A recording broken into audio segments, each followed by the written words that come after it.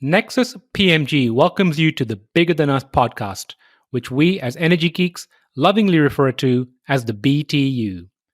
Bigger Than Us is a podcast that focuses on ideas that will shape the future of our planet and ultimately our existence. We will occasionally lean into energy topics because, after all, it's the key to our collective survival. But we'll also explore other ideas and topics that we believe will have an impact that is bigger than us. And now, on to today's show.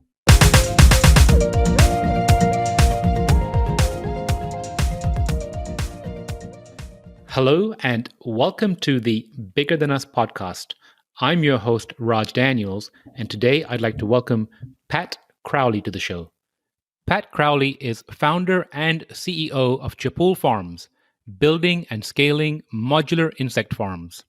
His diverse career path has had a singular focus of ensuring the food and water availability to future generations, with previous positions as a climate modeler, hydrologist, and agronomist for state and federal agencies.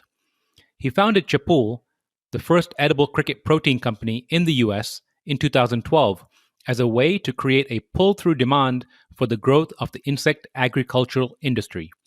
This path led him to an appearance on ABC's Shark Tank, securing an investment from Mark Cuban into a brand that reached national distribution as the first of its kind. Addressing today's growth needs of the industry, Chapul Farms' mission is to increase biodiversity within agriculture, leveraging insects as a gateway to beneficial microbial ecosystems that are essential to regenerative farming and most terrestrial ecosystems on the planet. Pat, how are you doing today? I'm doing great. Thank you, Raj. Pat, thank you for joining. Pat, where are you located? I'm currently based in McMinnville, Oregon, in the Willamette Valley. How's the weather up there? Oh, it's spectacular. Yeah, just magical summers here in the Pacific Northwest. And so embracing every little drop of sunlight here while it comes. Well, I think I'm a little envious. It's going to be 100 degrees of just hot in Dallas today. Well, I'm from Phoenix, Arizona originally, so I can appreciate heat. You made the right move. So, Pat, I like to open my show by asking my guest the following question. If you were asked to share something interesting about yourself, what would it be? I think one thing that's interesting that is pertinent in some levels to what we're doing now is I've worked as a whitewater rafting guide in previous lives, and in one particular experience is through the Grand Canyon. I think that's helped ground a lot of the perspective on some of the large scale vision of what we're trying to do, and that in these river trips you cut through the layers of geology of life on this planet, history of life on this planet. So it helps get what we call a geologic perspective of life on this planet, and helps grounds a lot of the day-to-day trials and tribulations of project development. So it's interesting you say that, because I had the opportunity to visit Zion National Park last October, and they have a river trek, which ended up to be, 10, 14 miles. We were actually walking up the river and then back down the river through these geological formations. And I was having similar conversations with friends of mine, just, imagining how old these rock formations are. And when you get up close to, some of these rocks and the size, they're just huge, and just makes you put things into perspective regarding your size, not only, here in the US, but when it comes to the world too. So I really appreciate you sharing that. Yeah, absolutely. We started the company in Utah, so I'm very familiar with southern Utah and the landscape down there. It's unparalleled. It's like another planet. Beautiful area. Also, I'd be remiss not to ask you regarding something interesting and Shark Tank. Oh, that's true. I was on Shark Tank. Yeah. Yeah, I love how that's an afterthought to the Grand Canyon, though. It's beautiful. Well, actually, they're related. I was invited to come on Shark Tank. We applied, and I was invited to come on it, but they scheduled me for a trip or for an airing at the same time I was doing a Grand Canyon trip, and it was going to be the first trip I worked with my wife. We were both going to be in the Grand Canyon together. Such a magical place, and I said, "Oh, unfortunately, I can't make it then." And they were dumbfounded. They said, I don't think you understand. Like, this is Shark Tank. And I don't think you understand. This is the Grand Canyon. but ultimately they were able to change the air date. We hung up the call, and it was unfortunate. And, the next day they called and said, hey, we were able to rearrange some things, and thankfully we can bring you in. So I ended up finishing that trip. And then within less than 24 hours, I went from 14 days completely disconnected from any internet or Wi-Fi or TV or money, and going directly into the studios to film in this concrete jungle with all these lights and cameras for Shark Tank. And it was quite a 180 of universes. So I think that it reflects on your priorities, and I really appreciate that.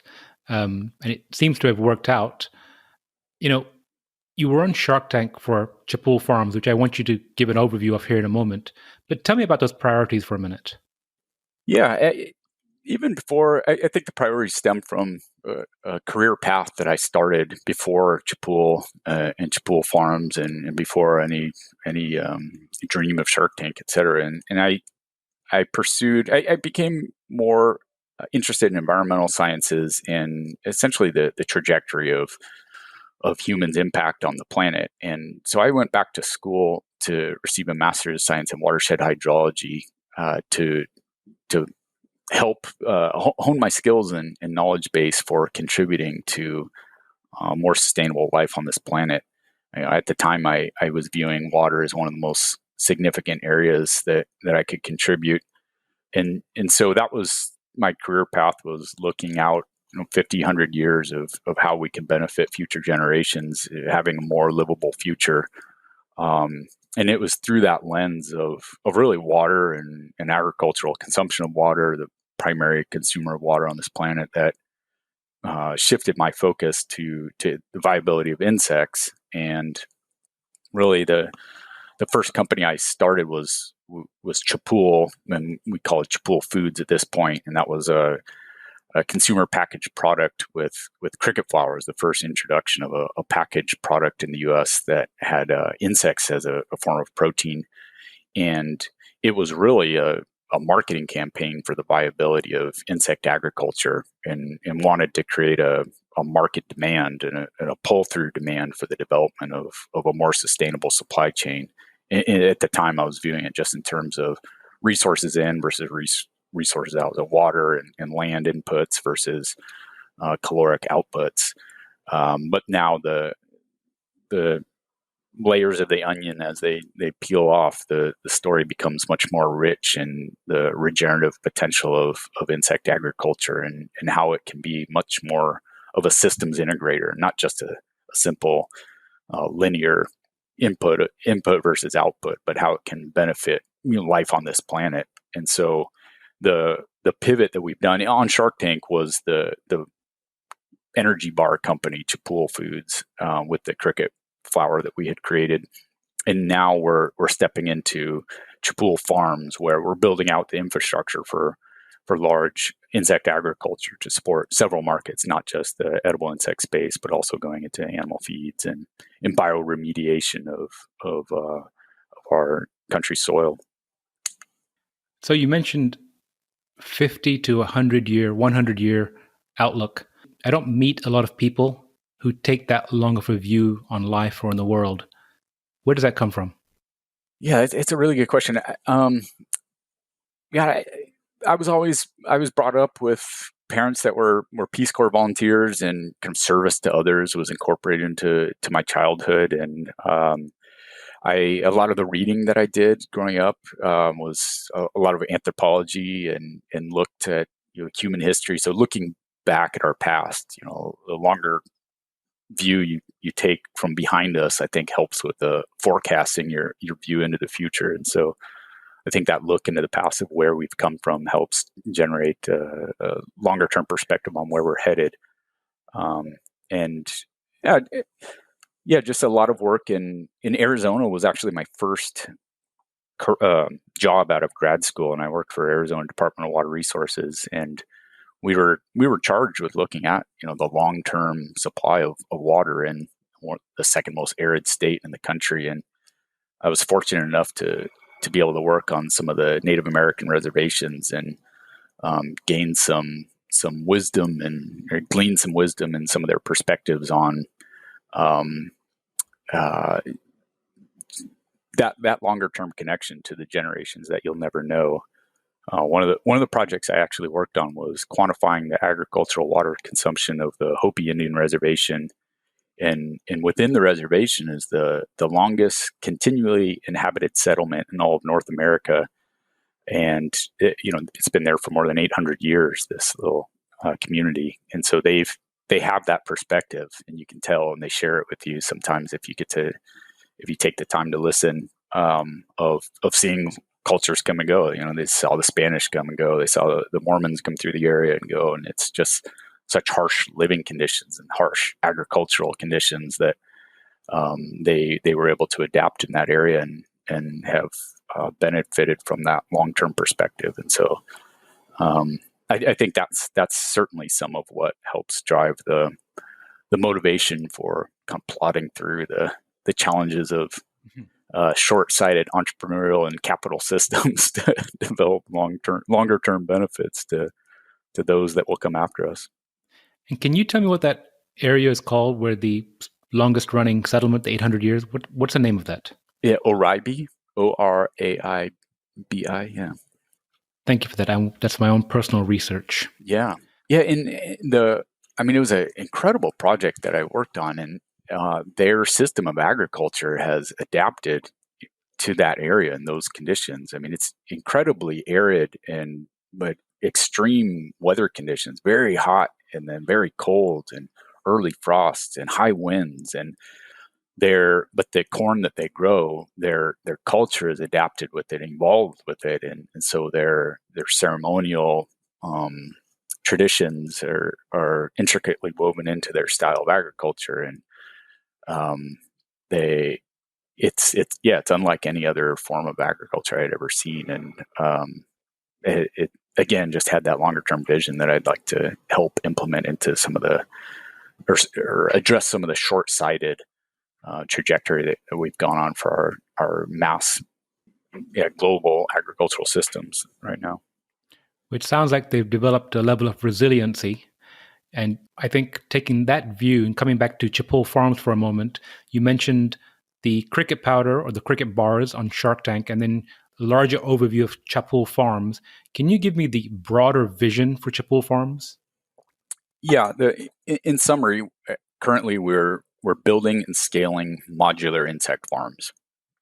And the purpose of that, from a bigger perspective, is to do a 180-degree turn from the alarming trajectory of loss of biodiversity on this planet. So how can we insert biology back into our food system to help reverse these trends of mass extinction and loss of biodiversity within our soils, within our overall ecosystem, within the planet, and then certainly within our agriculture? We're headed down this trajectory of loss of diversity of particular plants that we're growing in agriculture, but also the species diversification within those limited plant supplies. And so, when we have four main species, been trending towards fewer and fewer crops that we grow, and within those, we're trending towards less and less genetic diversity as well. And that's very alarming, to say the least, from overall sustainability as well as risk management for changes that are inevitable on this planet, whether they're climate, political, etc. So, speaking of species, besides crickets, what other insects are you farming? Yeah, at this point, Chapul Farms, we're focusing on black soldier fly, and that's the species that is really one of the species carrying the torch right now for their regenerative potential. And one of the critical pieces of that is their availability of feedstocks, or the feedstocks that are available to feed them. They can consume essentially inedible foods to human in an inedible plant material. So on this planet, our agriculture, we have a an average harvest index of, I think it's like 50%. And so that means 50% of the plant material that we harvest, only half of that is edible. And so what do we do with the other inedible? And some species have a higher demand for quality nutrition, but black soldier fly are just incredible at the wide range of plant materials that they consume. And so previously determined waste streams, if you will, that end up in landfill can now be diverted into black soldier fly farms. And so that's what we're really targeting is what are the organic sources of material that are within our agricultural landscape right now that are going into landfills, and how can we divert that into black soldier fly farms and then recapitalize on all this energy and reintroduce it into the cyclical nature of nutrient cycling. And what are some of the use cases for the black soldier flies? Yeah, currently what we have approval in the United States for regulatory approval is poultry and aquaculture, and specifically salmonids, so salmon and trout. And so that's what we're focusing on. But pet food is probably in the pipeline. It is in the pipeline as well, but currently we're focusing on poultry and aqua feed.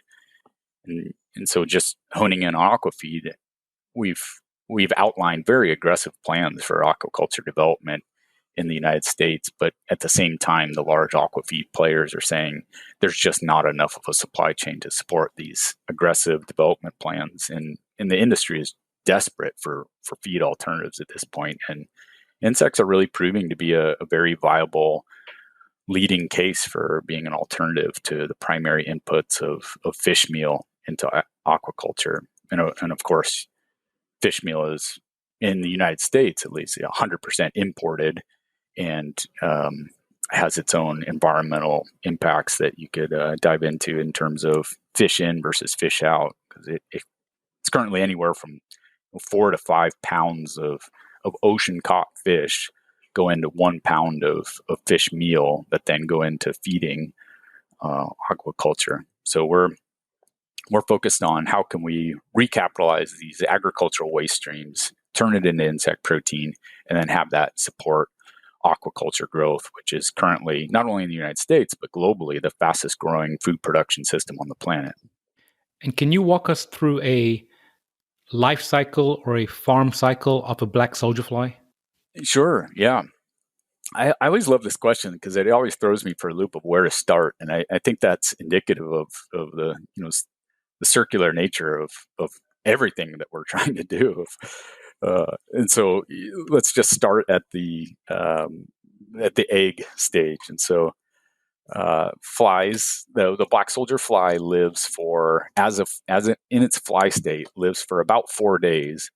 And in that state, it doesn't have a mouth. It doesn't eat while it's a fly. All it does is lay eggs and reproduce. And so that's one of the reasons why it's considered a beneficial insect, and is that they're not subject to spreading. They're not a vector for virus and other contaminants. And so essentially, it lays its eggs within those 4 days. And so we take the eggs, and then we put them in a nursery and develop them to a neonate stage in a couple of days. And then we take those neonates and we introduce them to the feed that they'll be consuming for their next stages of development, which is their larva stage. And so as a larva stage, they'll consume these feeds anywhere from 5 to 15 days.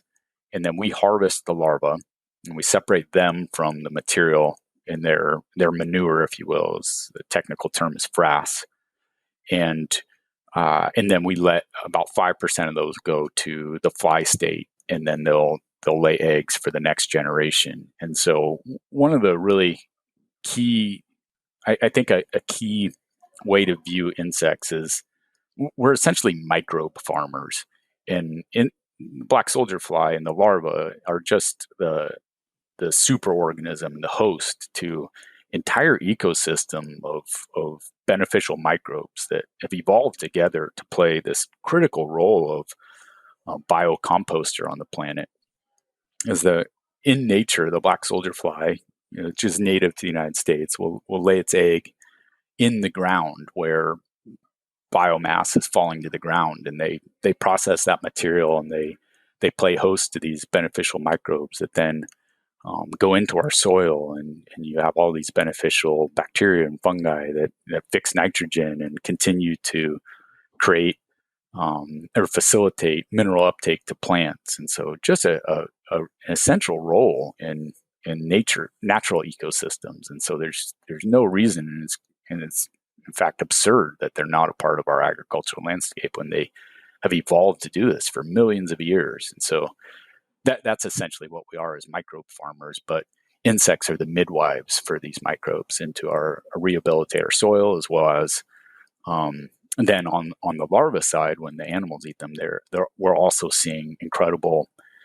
immunological benefits to the animals that eat them, whether those are chickens or fish. Just like we're uncovering with the human microbiome, you have a healthier gut microbiome, your immune system is healthier, and you're going to be less susceptible to disease. And so, for example, in chickens, we've seen up to a 90% reduction in susceptibility to fowl typhoid when you introduce black soldier fly into their larva. And it's really incredible and groundbreaking science, but at the same time, you feed a bird what it evolved eating, insects, and it's going to be healthier.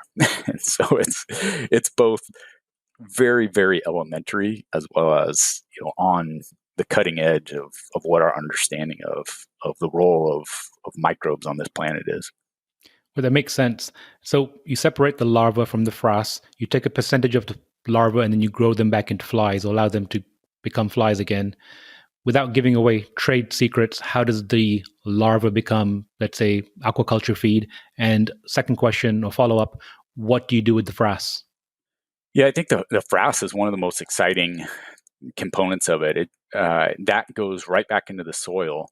And so if we're looking at a 14-day life cycle, that plant biomass comes into our system, and then 14 layers potentially is going right back into the soil. And there's been studies showing that if you take that biomass and you put it through a black soldier fly farm versus next best case scenario of aerobic composting, you'll see up to a 70% reduction in carbon-based emissions by having it pass through a black soldier fly farm as opposed to composting, because there's essentially no methane production associated with the insect consumption of that material.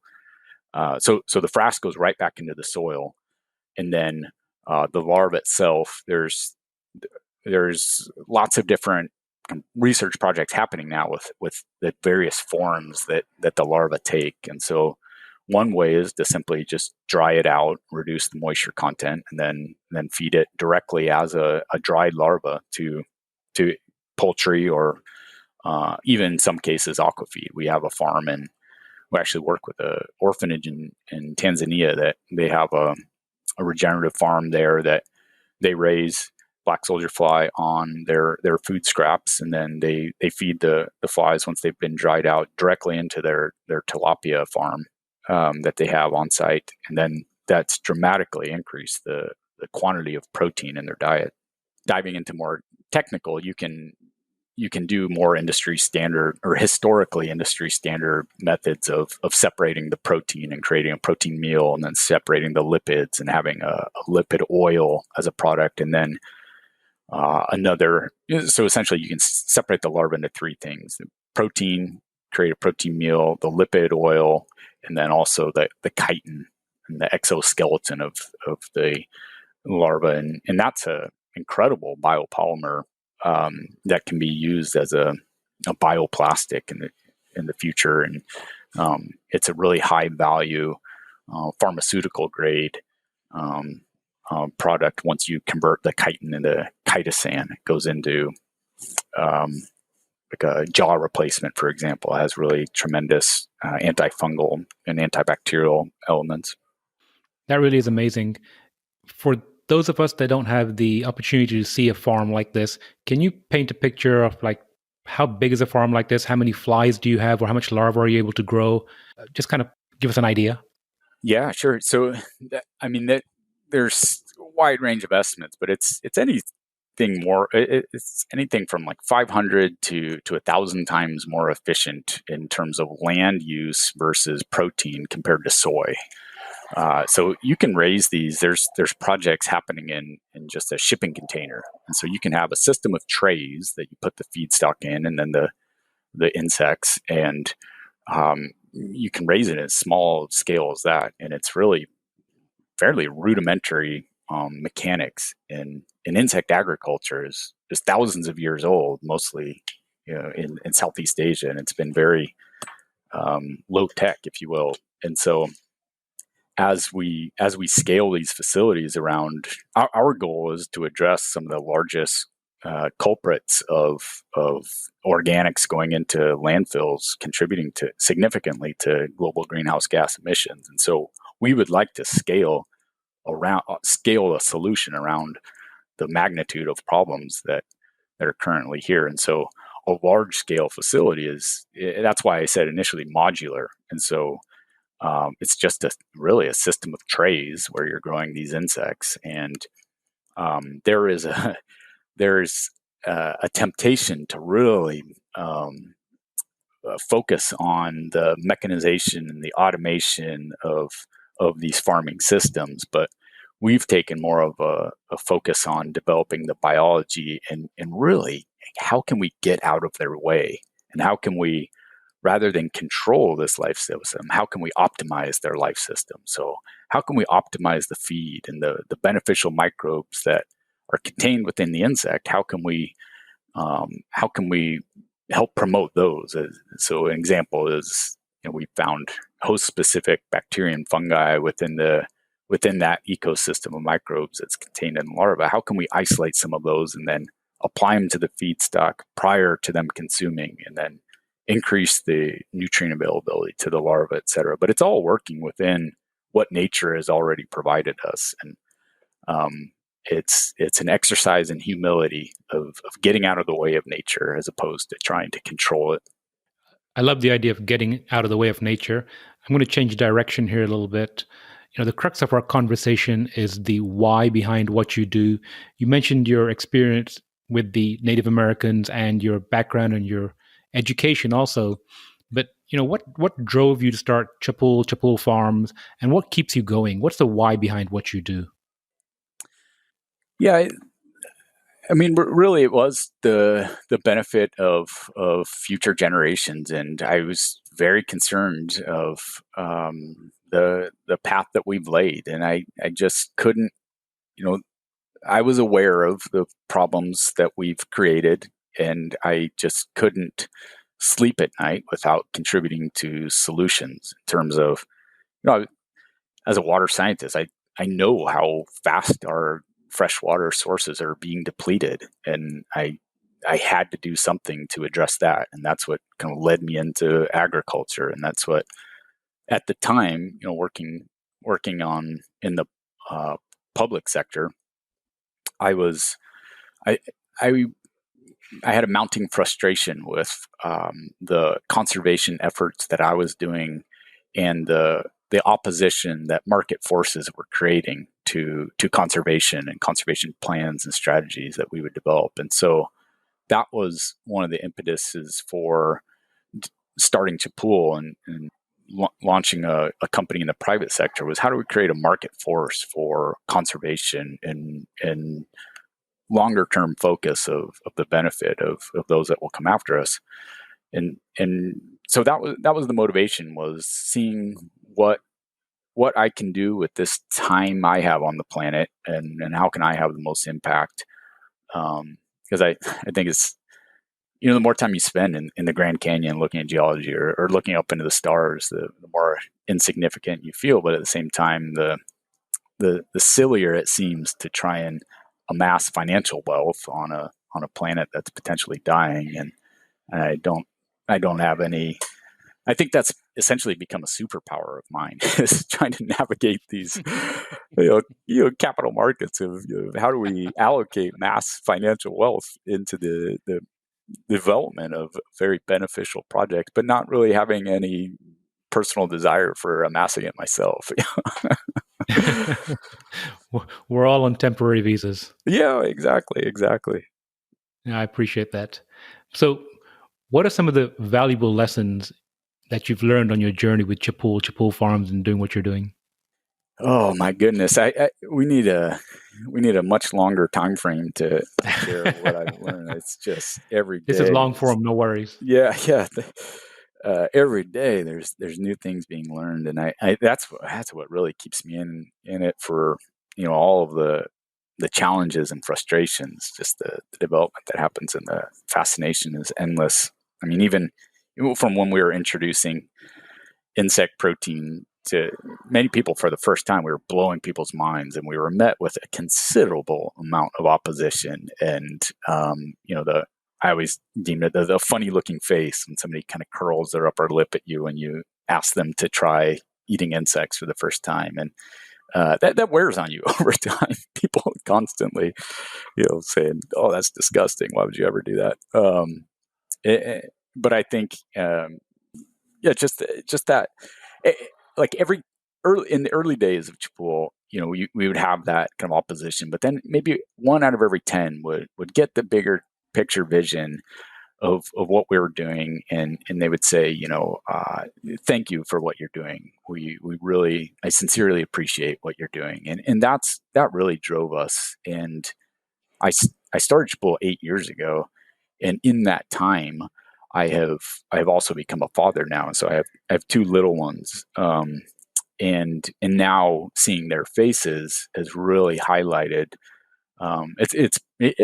It's put a face to the future, and that is absolutely what drives me now. Not just for them, but their children and their children's children, and that's what drives me far more than anything. And I'm here for several more decades. I'm going to passionately work towards everything I can do to maintaining or progressing towards a livable future for them that has the basic necessities of food and water. It's not everything else is noise, but if our children can't eat, can't breathe, and they can't consume water, then everything else is for naught. Agreed. And since you mentioned the future, Magic Wand, it's 2025. What does the future hold for Chapul? Oh, the future holds both in terms of our development. We have currently we're working on some pretty large projects of converting some waste streams here in the United States into large infrastructure projects for raising insect larvae, and then going into aquafeed is the largest market that we're entering right now, and poultry as well. And so our development will in 5 years have optimistically significantly increased, but also it we would like to be, and kind of from day one of even the energy bar company, want to be a catalyst for the magnitude of change that's required in terms of diverting our course of lack of biodiversity. And so there's just inspiring projects all over, whether that's mycelium or algae, and looking at the other kingdoms of life on this planet. I sometimes I get frustrated with what seems like a trivial binary discussion of plants versus animals, when it's really neglects the magnitude of impact that bacteria and fungi and the critical role that they play on life on this planet, and insects, of course, as well. And we would like to be a catalyst for the development of many different life forms, and the systems integration and ecosystem services that are absolutely critical to life on this planet. I love the vision. I'd be remiss not to ask you the name Chapul. Where does it come from? So I grew up in Arizona, and I lots of time spent in Mexico as well, and the the cultural border is less definitive than the political border, and so the name Chapul is a Nahuatl language of the Aztec word, but also prominent in modern culture in Mexico to mean grasshopper. And so they eat chapulines currently in the Oaxaca region of Mexico. It's a delicacy there, and then there's anthropological evidence of the Aztecs taking grasshoppers and drying them in the sun, and then using stone tools to grind them down to a powder. And so it was a call out to them and their appreciation of some of that kind of basic technology that we used for our process initially of taking the insects and drying them out and then grinding them down to a powder for people to consume. Oh, I like that. Shout out to them. And speaking of people curling their mouth at the idea of insects, I don't know if you saw the video recently of our CEO, Ben Hubbard, drinking your Chapul powder on LinkedIn. Oh, no, I didn't. I'll have to check that out. Check that out. Does he curl his lip? Nope. He drank it and he said he liked it. So there you good. go. Oh, good. So Pat, great. I'd like to end with this question. If you could share some advice or words of wisdom with the audience, what would it be? I would actually regurgitate some learnings. Let's circle back to some lessons learned from the Hopi, and they have an ancestral belief that the Kachinas, previous generations, reside in clouds, and in such an arid environment that they call the Kachinas to come and give water and essentially life to this current generation, and the way that they call them often is through laughter and dance. And so it's critical that they are maintaining a positive attitude and laughing and dancing, even in, and most critically, in the most trying of circumstances, in the harshest of droughts, and in the face of famine. And I think that has been helpful for me, and in the face of significant changes and challenges that we face, for inevitable massive changes to our climate and what that's going to do for our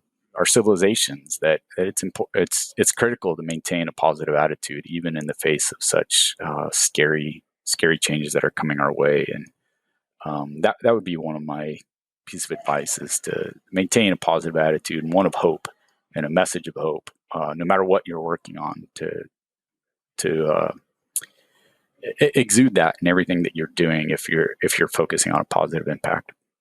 Well, I believe you said they've occupied that piece of land for 800 years, so the laughing and dancing seems to have contributed to their resiliency too.